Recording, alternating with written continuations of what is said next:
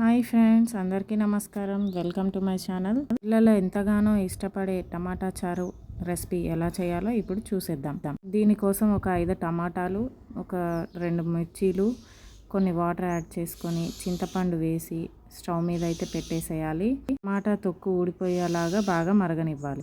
ఒక గిన్నెలో నూనె పోసుకొని 3 వెల్లుల్లి రెబ్బలు, కొంచెం జీలకర్ర వేసుకొని అండ్ టేస్ట్కి తగినంత కరివేపాకు వేసుకొని, కరివేపాకు వేస్తే డైజెషన్ ఈజీగా అవుతుంది.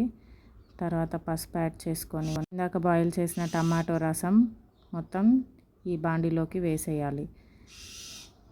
కావాల్సినంత పులుపు మనం ఎంతైతే తింటామో దాన్ని బట్టి వాటర్ యాడ్ చేసుకొని సాల్ట్ వేసేసి, కొత్తిమీర ధనియాలు వేస్తే వేసుకోవచ్చు, లేదంటే స్కిప్ చేయొచ్చు. బాగా మరగనివ్వాలి.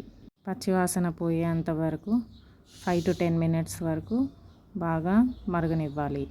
ఈ సమ్మర్లో లిక్విడ్స్ ఇస్తే పిల్లలకి మంచిగా ఇష్టంగా తింటారు అన్నము, అండ్ త్వరగా డైజెస్ట్ అవుతుంది. కాబట్టి ఈ రెసిపీ ట్రై చేసి చూడండి. వీడియో నచ్చినట్లయితే లైక్ చేయండి. ఈ వీడియో మీకు ఉపయోగపడుతుందని అయితే ఆశిస్తున్నాను. ఛానల్ని సబ్స్క్రైబ్ చేసుకోకపోతే వెంటనే సబ్స్క్రైబ్ చేసుకోండి. మరిన్ని వీడియోస్ కోసం బెల్ ఐకాన్ ప్రెస్ చేయండి. Thank you for watching my video. Bye bye.